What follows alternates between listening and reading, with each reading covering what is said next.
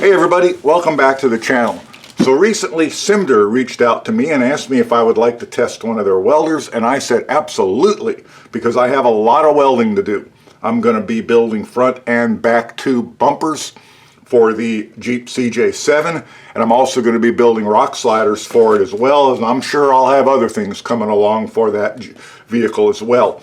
I'm also going to redo one of my motorcycles, the one with the Nostalgia Cycle engine in it, and so I'm going to have a lot of need for a good welder. Also, one that can be easily carried around, since I'm a shade tree mechanic, and most of the work I'm going to do on the Jeep is going to be done in my backyard. So let's get this out of the box. Let's see what it comes with. And oh, you know what? First, let's pop over to their Amazon store and let's see what they show and see what they claim for this welder. Simder provided me with 3 links. The first one was to their Amazon store. So if you like what you see from the review today, but you're looking for a different size or power welder, here is all their different welders and a bunch of information about them, videos you can watch, all kinds of information. They provided me with a link to their Facebook page. I'll put that down below, but here is the link to the welder we're going to be looking at today. This is their MIG 140, 110, 220 dual voltage. It is a gasless flux core welder and a stick welder as well. It is an inverter machine that uses IGBT technology instead of MOSFETs for the inverter. And nice looking little machine, very utilitarian look, which does appeal to me. There's the front and the back of it. Again, looks really nice. Here is the inside with a little graphic. Will run 0.8 and 1 millimeter wire, or 030 or 035 if you're living in America. 12.9 inches by 6 inches by 6.5 inches, weighs 11 pounds, so really small and easy to carry around. Here is it connected for MIG welding, and here is it connected for stick welding.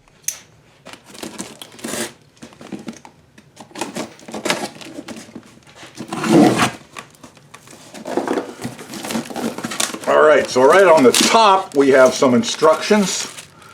What do we got there? Oh, we have some supplies as well. Are they going to be spares? We have a warranty card. Nice. I like warranties. I rarely use them, but I like them. We have a manual. Let's hope it's good. Let's hope we have some, unlike the Vevor, let's hope we have some actual setup instructions with this one.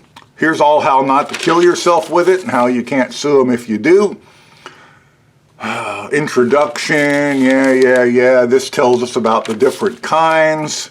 Installation, unpacking, location. Oh, look. Do they actually have some setup settings, some initial settings? So excellent. It's not exactly what you'd call detailed, but you know what? It helps. Anything helps if you're a new welder. And also we have some tips, probably one in 035 and one in 030. 1 millimeter and 8 millimeter. So that is 030.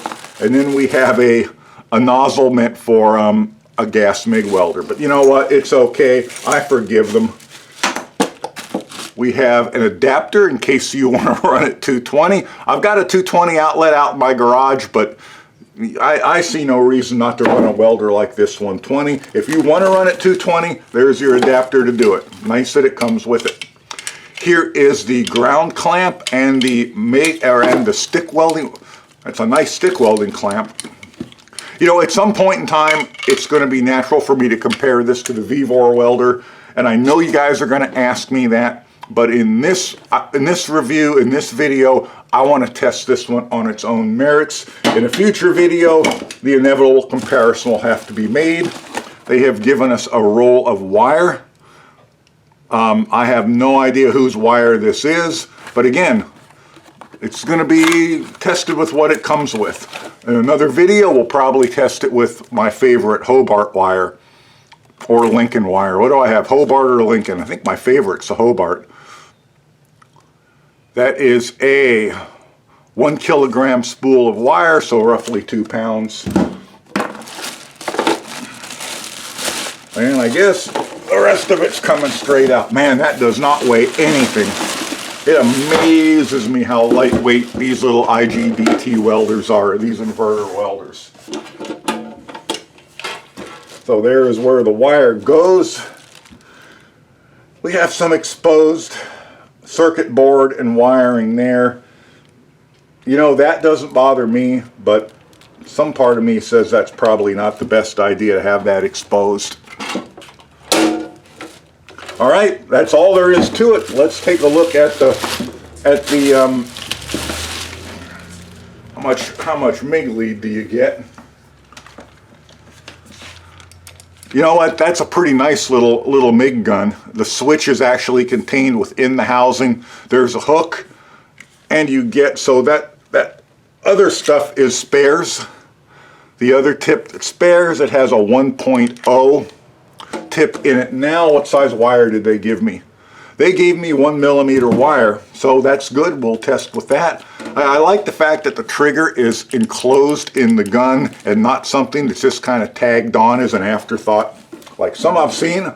How much do we have here? We have 3 feet, 6 feet.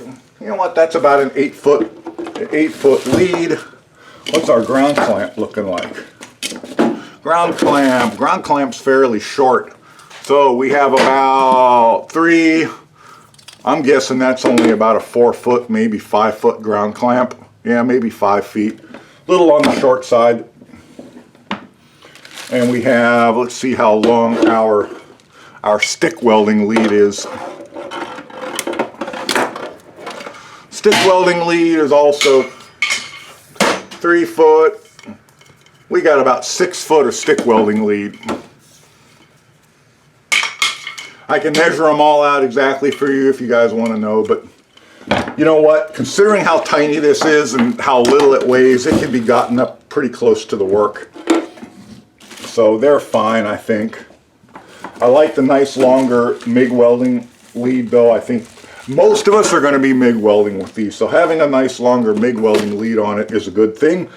Let's get it plugged in, see if it powers up, and let's get some wire in it.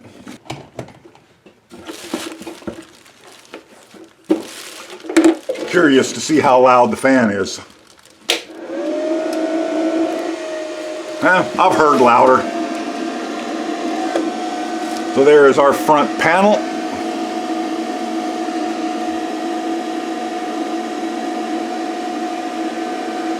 The readout is amperage, and then the voltage is just a scale of 1 to 10. You're going to have to figure out how to set that yourself. Our little button here switches between arc, MIG 0.8, and MIG 1.0, and that's all that little button seems to do. And that's fine. It doesn't need to do any more than that. All right. Let's get some wire in it and let's get it set up. Let's do some welding. Let's turn it off and kill that fan.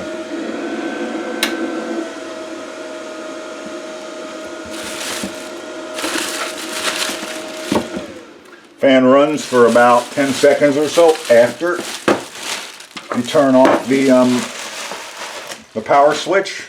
Let's get the wire in it.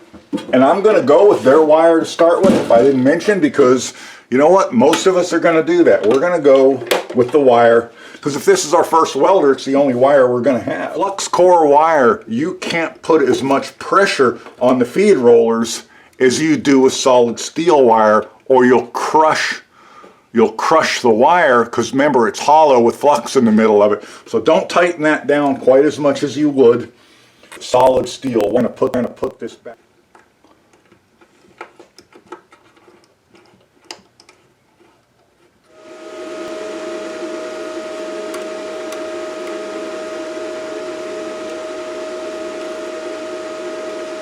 We are loaded.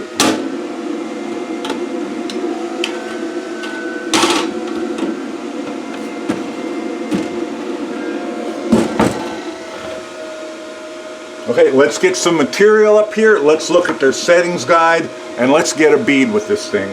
A couple of things I do want to mention before we start, and I'm sorry I've got a fan running in the background. I'll try and talk louder so it doesn't drown me out, but it is really hot out here, so I do need the fan running, unfortunately. One thing, the feed roller has two spots on it, one for the 0.8 wire and one for the 1 millimeter wire, and they are marked. See if I can get that in the camera so you can see it. They are marked 1 millimeter and 0.8, so be sure you use the correct one or the wire won't feed correctly.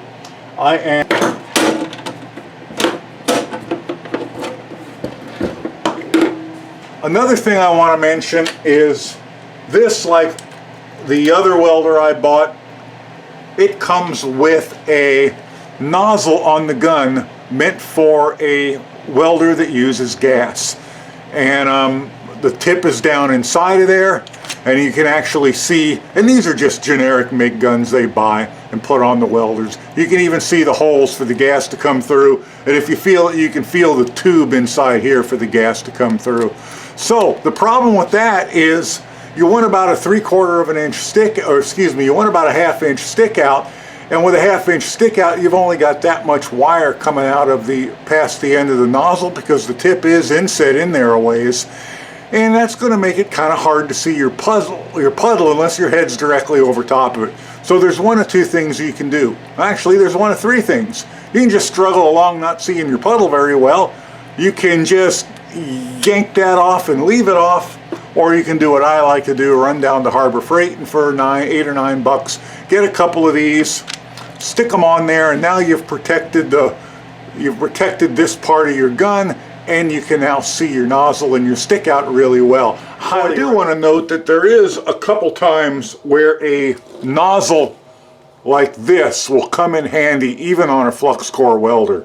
One is if you're brand new and you can't stop grounding your tip, because this is hot, and if you touch it to the base metal with the machine turned on, you will ground it and you will melt your wire into the end of the tip, and you will wind up having to replace the tip. So if you can't stop doing that, put this on, because this is not hot. So because the tip is down in there a ways, you will not be able to ground the tip out, but still it is a lot easier to see your bead without this on. The other place this comes in handy is if you're trying to do a lot of tack welding and you really don't want to waste time putting your hood on. You can just stuff that down in the corner, squeeze the trigger, turn your head away, squeeze the trigger, and your tack. So it's nice to have these around, but for most welding, I don't think you're going to want it on there.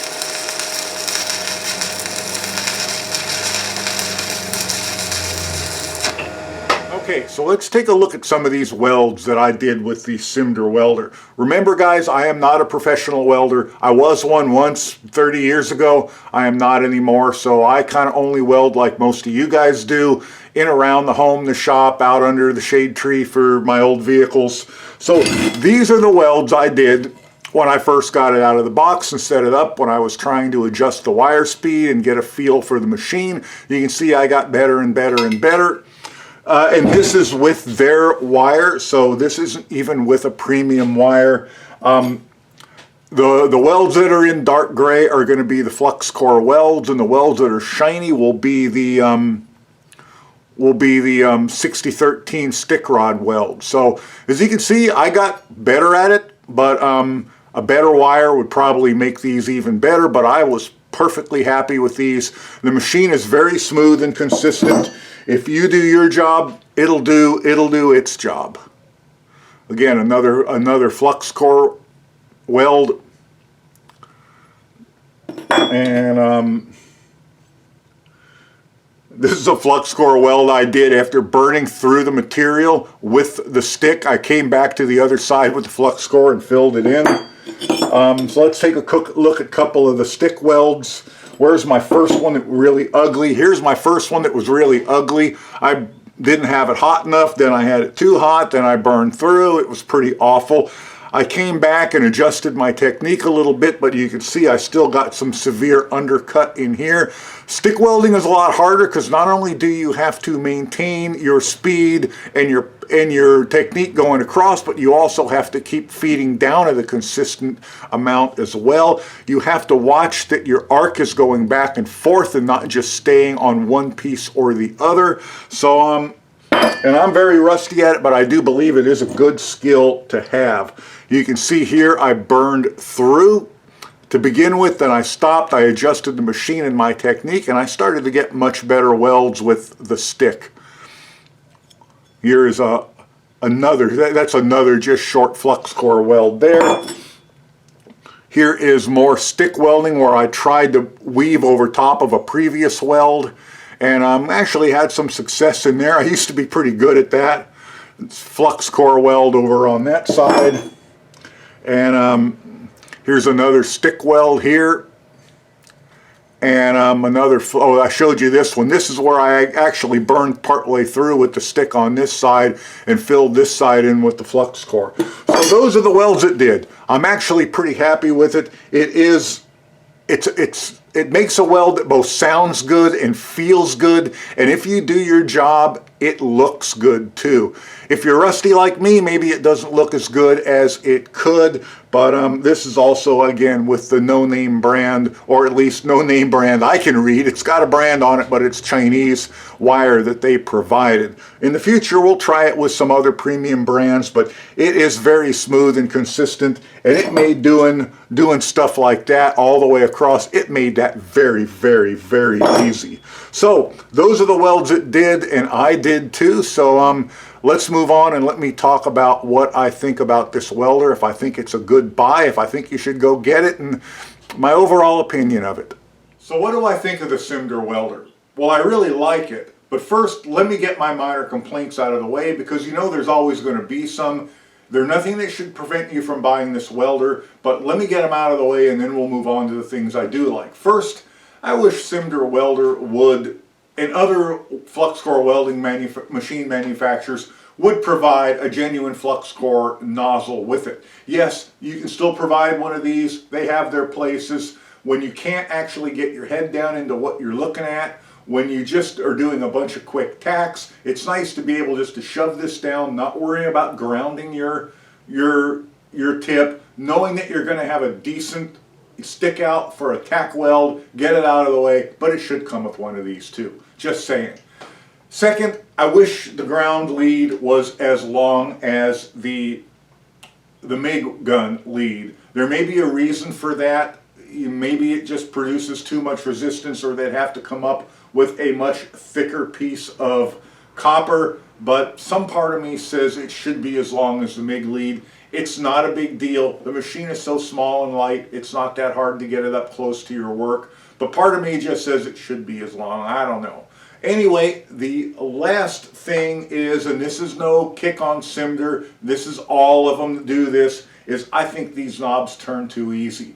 You know, you brush up against it, you've turned it. You drag your lead across it, you've turned it. You toss your gloves down at it, bump into it, you've turned it. They're all like this. All my welders, plasma cutter, they're all like this. But, and I know, part of me knows that if they made these turn hard enough that that wouldn't happen, some YouTuber would complain about them turning too hard. So put an O-ring under it, do something, make it turn harder, and those things won't happen. Also, I tend to put a piece of material down on top of the machine with the settings I like it and take a picture of it. That way I can go back and say, oh yeah, 3/16, the knobs need to be in that location. So that helps, but still, if they turned harder, it would be better for me anyway, maybe not for you. Let's move on to the things I really liked about it. First, it's amazingly small and light. It is really amazingly small and light. The manual it comes with is actually for the machine that you get in the box. I know that sounds like it should be like that in every case, but it's not. Sometimes the manual you get is for the previous generation machine or for a range of machines, and none of them really are what you have. The English is good. It's got some initial settings in it, which is very important if you've never welded before. It's also just about ready to set up right out of the box. Tighten the nut down for the MIG gun lead, plug in your ground clamp, put your wire in and feed it, and there is a nice graphic with instructions underneath the lid to show you how to do that. Great for people like me who take stuff apart without looking and then go, oh yeah, I wonder how that went back together. Or for the noob, great that it's there. Also, it runs 110 and 220, and it actually comes with the adapter to run 220, which is great. So those things make it real easy to weld with right out of the box. You really don't need anything else except a hood and protective gear, and you're ready to go. Also, it's very smooth and consistent. Even with the wire that it comes with, a non-premium wire, and even with my rusty welding skills, it was very easy to get working. It is almost boring. It is so smooth. Now, if you've ever welded in the shop, you'll know that welding is boring. When it's not boring, it's usually because it's not working correctly or you're doing something dangerous. And other than that, it's boring, and it should be boring. This machine made welding boring. It's also, if you've ever welded in the shop, you'll know that there's always a machine you gravitate to. A, because maybe it's just smooth. Maybe it's easier to lug around if you have to. But it's smooth, it's consistent, and it makes welding easy, and yeah, it makes it boring, and this, for me, it made it boring. So I think this is a really great machine, whether you are the new welder and you're just starting out, or you're the experienced welder and you need something to go back to that Jeep underneath the shade tree like me, or whether you need something to toss in the back of the vehicle to make repairs on the trail. This is a great welder for that. I really can't find anything other than minor moans and niggles that I don't like about it. This machine will be on sale from July 4th to July 10th. So the price you saw in my initial visit over to their website, it's going to be even lower than that. So take advantage of that if you need a machine like this. It's a great little machine. Thanks again to Simder. I purchased this from Amazon. They reimbursed me for it. And thanks to them for making this video happen and for letting me review their machine. Thanks to you guys for watching, using my affiliate links, and I will catch you in the next one. Bye for now.